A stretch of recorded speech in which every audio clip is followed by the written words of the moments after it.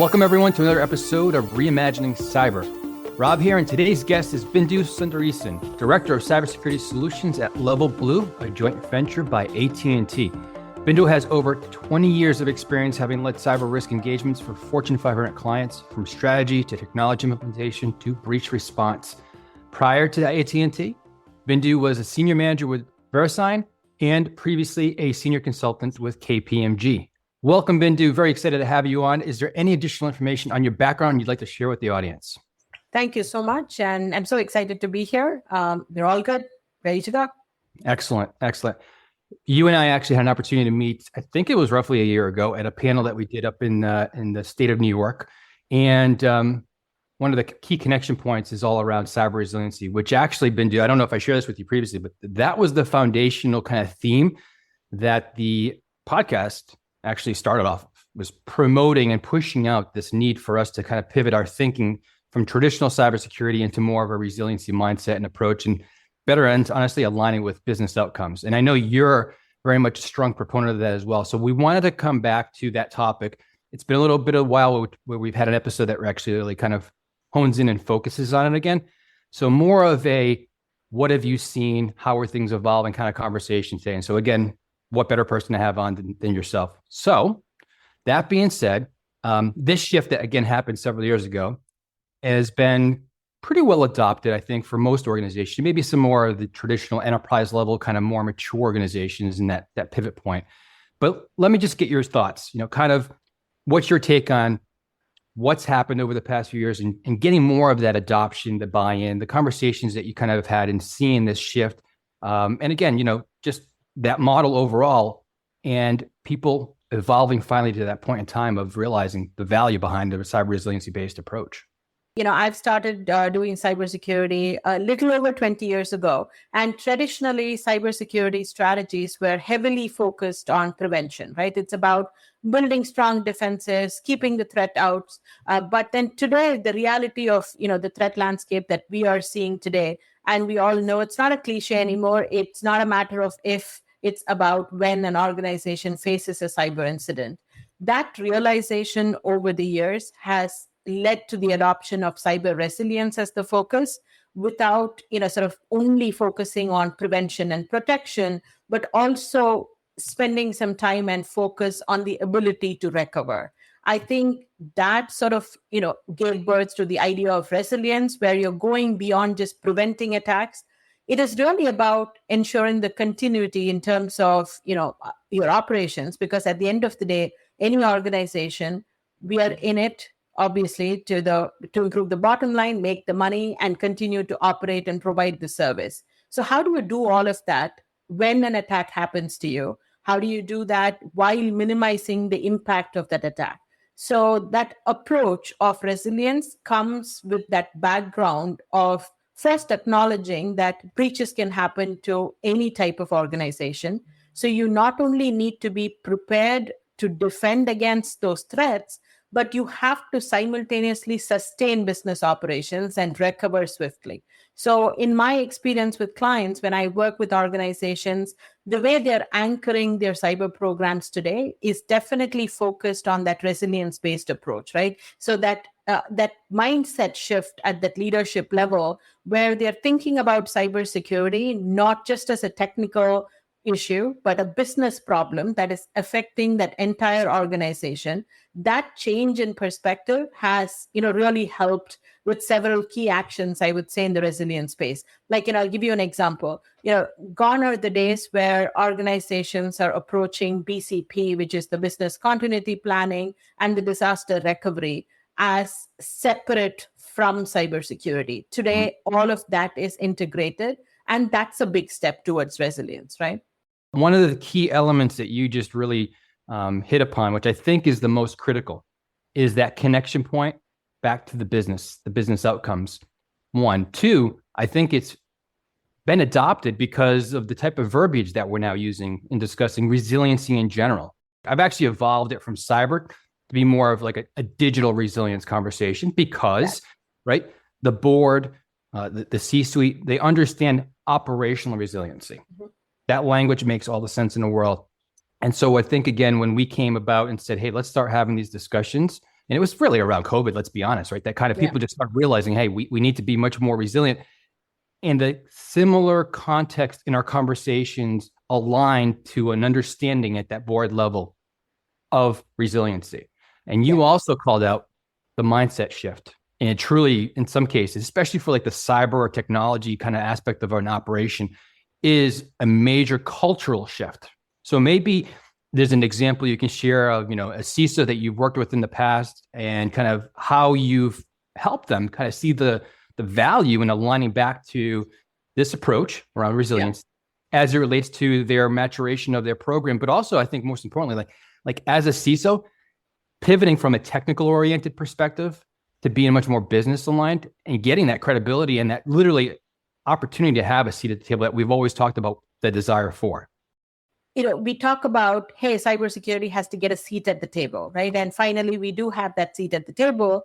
But how are you as a CISO going to communicate cyber risk without it being sort of drowned, in the overall scheme of business risk, especially when you get into, let's say, the quantitative aspect of it, but you're not able to really tie it back to resilience, right? There is a disconnect. So if you think about resilience and you think about a holistic view of risk, you want to be able to combine your cyber risks and tie it back to business impact. So let's just, take a look at that. So for example, if you're a CISO, how would you prioritize securing, let's say, a critical financial application that directly impacts revenue generation over a lower risk system? To be able to prioritize like that, you need to have a strong understanding of the business goals so that you can manage that risk effectively. So let's say you had 100 coins to spend, and you need to now have that decision making based on data to be able to align it back to your risk management and say, you'll spend, let's say, 40 coins on prevention. You're going to spend, let's say, 30 coins on detection. Then you'll spend the remaining 30 on response. How do you keep this balance? And does that balance change over time? So if you think about, how organizations have evolved in terms of the security budget, conversation, we used to be extremely compliance focused. Let's say about 20 years ago, it was all about meeting the compliance deadline, meeting, the sort of rule of compliance, not being, penalized for non-compliance. And then it became, hey, we do compliance, but then we go about it as, okay, I need to achieve this compliance, but I'm not worried about sustaining it just yet. Year after year, I'm achieving this compliance, but it's always a mad rush towards that compliance deadline.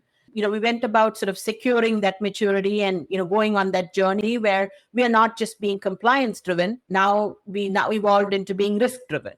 And then that was not enough, right? Because if you think about it, your risks are ever changing.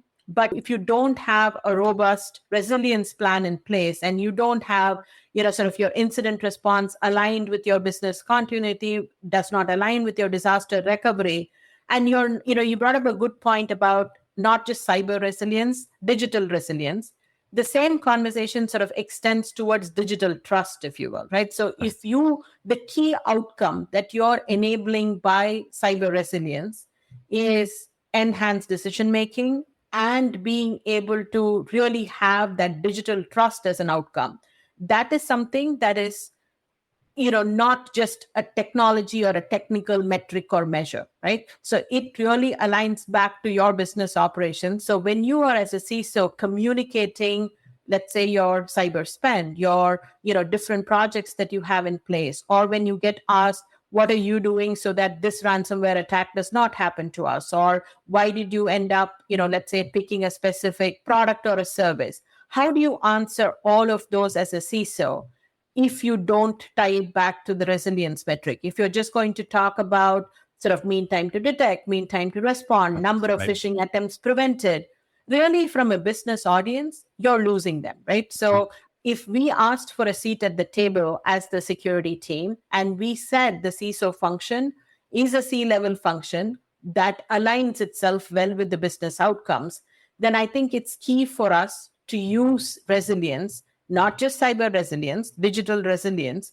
as a way to be able to chalk out each of the initiatives that we are working on in an organization back to that outcome. And I'm seeing quite a few CSOs that are really encouraging collaboration between cybersecurity teams and other business units, right? So what I'm seeing more and more of these days is legal, operations, finance, and the CISO are in it together. Any CISO that is successfully bringing together these cross-functional teams to help develop what I call the digital resilience strategy, no longer just like a cybersecurity roadmap, right? Really extending it beyond just a technology spend plan and thinking about how do you gain stakeholder confidence and trust? How do you build trust with your customers, partners, regulators? You have to be able to really go back to that digital resilience goal that you're going to slowly reach. And yes, that goalpost is going to change over time because your technology and innovations will change. But the goal should not be about meeting a compliance requirement or reducing your risk level to something that you think is appropriate based on, let's say, a study or based on an analysis that you did that is very, sort of short focused versus really being holistic from a business standpoint. Totally agree. You mentioned several things I want to kind of circle back on. One is the risk aspect, and that connection point I think is critical because again, it's also well understood from the board, the C-suite. It does obviously become very dependent on the risk appetite for a given organization. So not every banking organization has the same risk appetite, obviously, right? But again, you have to be very precise on that. But it's the right type of conversations to be having. It's also part of the evolution of maturing the CISO role to be much more business oriented, as you were discussing. I would go back to the aspect of using these kind of traditional, let's say, kind of the comfort level conversations, or at the level of the board that CISOs have traditionally have around our mean time to respond, our mean time to detect. Again, over their head, they've already tuned you out. There's been actually the issue, honestly, in my opinion, as to why they haven't historically had that seat at the table. So the pivot of having the right conversation points are critical. And the third piece that you called out was the compliance-oriented kind of the point-in-time compliance audit that's happening. We have to be prepared for that. We do a pre-assessment. We understand the gaps. We go close those gaps. We pass the audit, and then all of a sudden, don't worry about that till next year. That doesn't work any longer. What I would say that is obviously where you can, within your program, align to compliance requirements because you just have to. But most importantly, take the funding that's going into the compliance programs to better support the growth of your cyber resiliency-based program and approach. That's what you want to do. So let's go into the data discussion a little bit. You do tons and tons of consulting. We talked about that in the introduction. Very large organizations, a lot of years of experience doing that. Data sits at the core of what the attackers are after at the end of the day. So in the principle of looking at it from an organization getting a better understanding of what really is sensitive, keyword being sensitive data for the organization, right? What kind of guidance have you provided different clients you've worked with over the time? Kind of getting much more focused understanding that there's all these different solutions out there, different approaches to how you protect your data. But if you don't even know what your sensitive data is in the first place, then you're throwing money at potentially the wrong things at the end of the day. So what have you been discussing on that topic? Yeah, it's definitely a critical focus area. Because of storage being so cheap, right? We're all about gathering as much data as we can and trying to use data in all forms. But every organization is unique, right? In terms of what comprises sensitive data and how most importantly, it's how it's flowing within that organization and who has access to it outside of your organization. Only then you're able to really define what sensitive is. And then once you define that sensitive data that you think, is it sensitive because of the regulatory environment you're in? Is it sensitive because of your specific business use that you're using it for? Is it sensitive based on the industry that you're in, right? All these, sort of really is the core of a security program that you should be looking at. And, going back to, not all security controls need to be applied to all types of data, because that could just make it, overly complex and expensive for you to manage. So the first step that we do as part of any consulting engagement that we recommend is, year after year, it is important for you to have a data inventory that you do and go through that classification again, right? So the key is you need to, I know it sounds sort of, archaic to say this again, but, you would be surprised where you bring together 4 business units of your organization and have them whiteboard what they think is, their set of, let's say, sensitive data. And you start asking questions like, where does this data reside? Is it on premise? Is it in the cloud? Is it with your third party vendor? And start mapping out how that data flows between systems. You would actually, it's pretty revealing in terms of a task to be able to see the silos in which we all operate in, right? Because of that sort of functionality where we all have like our sort of enclaves or, circles of data, and we don't really map out the flows. So it's not only important for you to know what type of data, it is also very important to know how that data flows within your organization and externally, so that you can apply the appropriate controls to it, right? So engaging the different business units, have each of them identify their business critical data. But beyond that regulatory definitions, organizations have to make sure these business units collaborate to identify the flows as well, right? Only when you're able to identify that flow and know your data, you'll understand that, not all data needs to have the same level of protection. So when you do your risk assessment, now you're able to look at your critical data set and prioritize them. And then once you have analyzed that data based on, let's say, sensitivity, the value, the volume of the data, and potentially if this data gets breached, what sort of an impact would it have? Then you can get into really developing a data governance policy, right? Or a framework. So, many organizations, when you look at how they, establish a data governance framework, they're not able to enforce those data protection policies that align with their risk tolerance and business needs, because they've missed that fundamental step of being able to identify what sensitive data is and how it flows, right? So the key is, adopting that risk-based approach to data protection, being able to implement that data governance framework. You can use your DLP solutions that you already have. All of that is effective only if you've done that first homework step. And that is not a one-time effort. And I think where organizations tend to sort of take a misstep is they do it all right once, right? But none of these activities is a one-time task, because your organization is evolving, your applications are evolving, you're trying to innovate, and you're trying to provide, better and better service to your customers. So obviously the type of data you're using is changing. So all of this, you really have to think about it as that consistent, continuous framework, right? So I think that's key. If I were to say one thing about, achieving resilience, is to be able to say that your security measures that you are putting in, you really have to think about it as a life cycle approach. You need to make sure that these are things that you're doing on an ongoing basis. And I know it feels like, is this ever going to be done? And the reality is, no, it's not ever going to be done. It has to work as a life cycle. You have to work on your security program to be able to achieve the resiliency over time. And the best way to approach this is think of using your digital resilience as a competitive advantage, right? So if you think about it from that angle, then you're going to do whatever it takes to maintain it. Yeah, totally. And I like what you just said at the end. It is a competitive advantage if positioned properly. There's also a couple other things you mentioned that I think are rather important.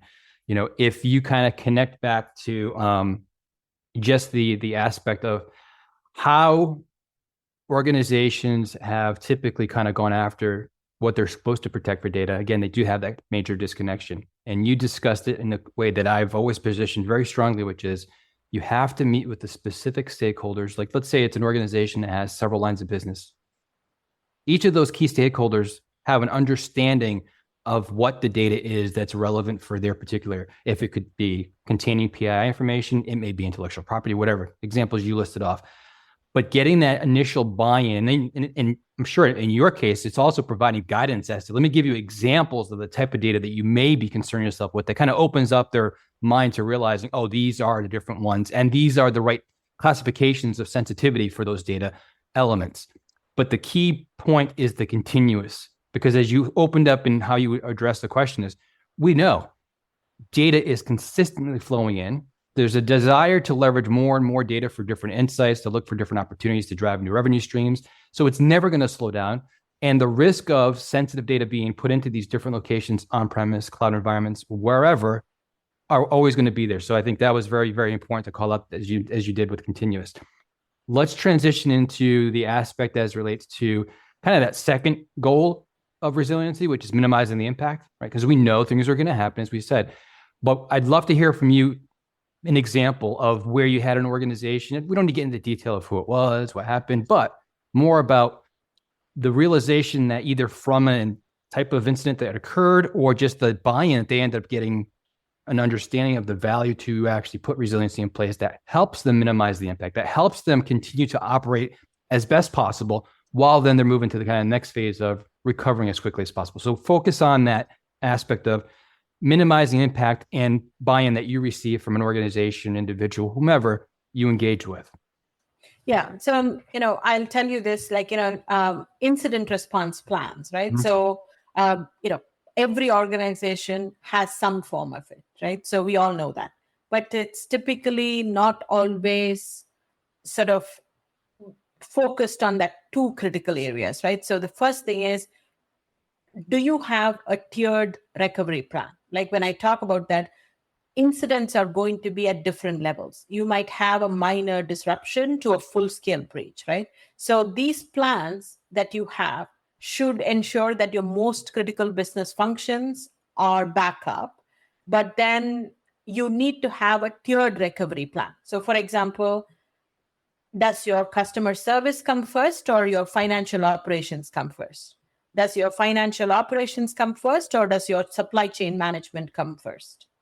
So how do you maintain operations and quickly restore if you have one incident response plan that you apply across different types of incidents and you don't really have sort of that tiered model, right? So one of the things I would urge organizations to look at is implementing sort of a tiered recovery plan, because gone are the days when an incident is going to affect only certain part of your organization. Gone are the days where it's going to be just one level, right? You're going to uncover sort of the layered breach scenario. So you need to have plans that are sort of layered as well.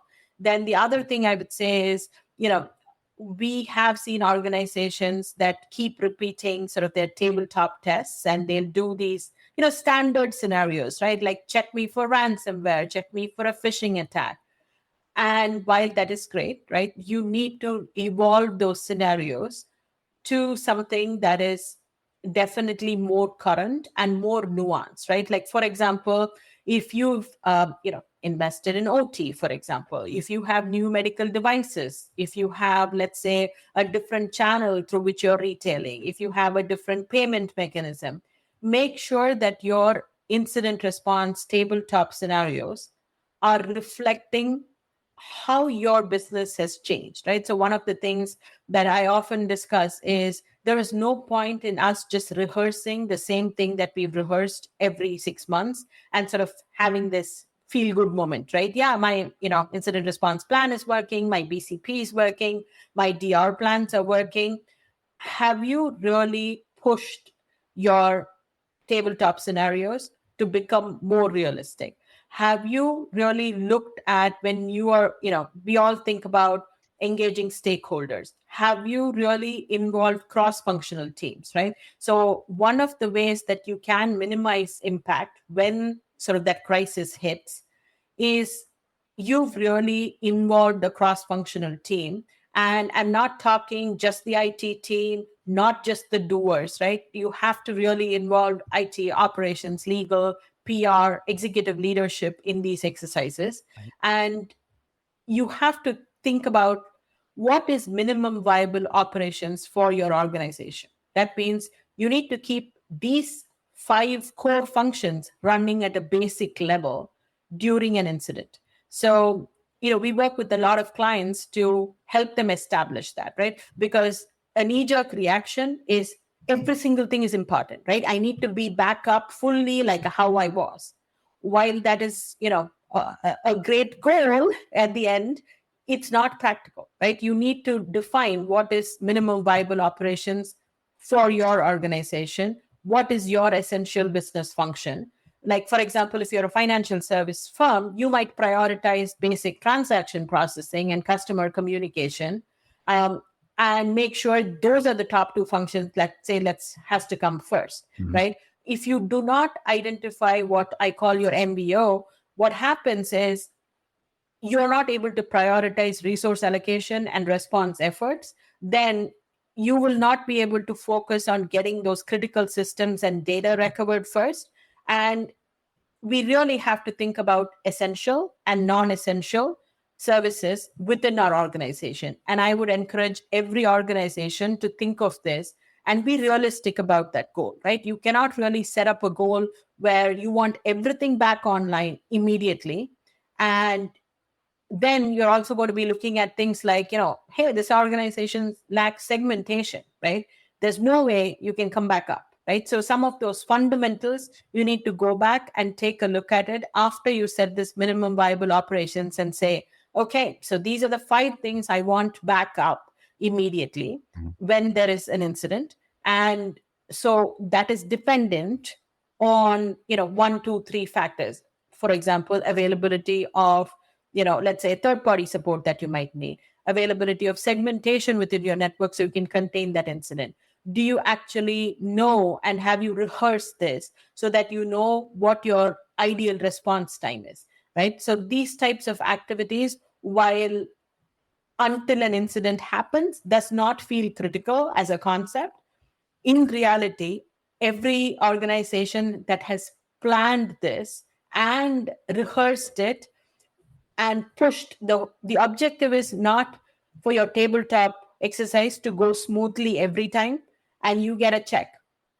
I would actually encourage to let's see how we can make you fail that tabletop so that when real situations occur, you're better prepared, right? So don't sort of, go into this sort of false aspect of saying, okay, I'm just going to run through these scenarios and go through this with the same audience that knows this. Because in a real life scenario, it's never going to be that known audience that you rehearsed it with that limited sample. And it's never going to be exactly sort of that cookie cutter scenario with injection triggers, right? If that were the case, we should be recovering from every incident in minutes, right? And that's never the case. Bindu, I think, you gave great examples there, especially as it relates to the tabletop exercises and being a feel-good moment. Hey, let's throw these wrinkles in there. Let's make these changes and really press upon what you have to be thinking about differently, continue to evolve those exercises. And I think there's a good example we had recently on a previous episode as it related to a wrinkle they threw in, which was the type of incident they were dealing with. Actually, if they communicated it out to government officials, could have actually really impacted them negatively as related to their response, because 2 of their key team members may have been called into the National Guard response need. So it's just thinking differently. But another key aspect, as you were conversing there on that minimize the impact, is how you tied it back to, again, the business side of it. Everything you were discussing was the operational impact of particular parts of our business. And I think that's what's really, again, made it come to fruition and the realization of value around digital resiliency. So, Bindu, it's been a pleasure having you on. I'm really glad that we're able to have this conversation and show how it's actually really been further adopted. A lot of great further opportunity in front of us all to really start shaping and reshaping, I should say, the culture in many organizations to take this approach. So thank you so much. Yep, thank you. It was great having this conversation. And, little by little, we are going to get there to the digital resilience and digital trust. So thanks. Absolutely. One step at a time. Thank you. Hello, producer Ben here, and much of Bindu and Rob's conversation looked at how to stop bad actors getting hold of data. That was also up for discussion in episode 83 of the podcast, called Secure It, Guarding Your Data. It featured Adil Saeed, former CISO of State Street Bank, Qatar Airways Group, and who now runs the global cyber practice for resiliency at Kyndryl. In other words, he really knows his stuff. At the end of the day, it's all our data. Right? And how do we protect it? And that data security element has not changed so far. We've historically focused on securing the data through access management, or through some sort of encryption, or through excessive monitoring or logging. But to follow the lineage of that data, or to be able to monitor it, manage it, and continuously validate whether the access is provided day one or still relevant day two, is, I think, a homework question for all of us. And I think industries are still, or at least many organizations, if not all, are not struggling with it, but they're trying to come to terms with how regulation meets the rubber of the regulatory road, as an example, so to speak. And I think we are all on that journey together. That was Adil Saeed in episode 83 of the podcast, called Secure It, Guarding Your Data. Thanks for listening to Reimagining Cyber. Remember, do share the show on your preferred social media using the hashtag Reimagining Cyber. If you do, we'll give you a mention on the podcast. Goodbye.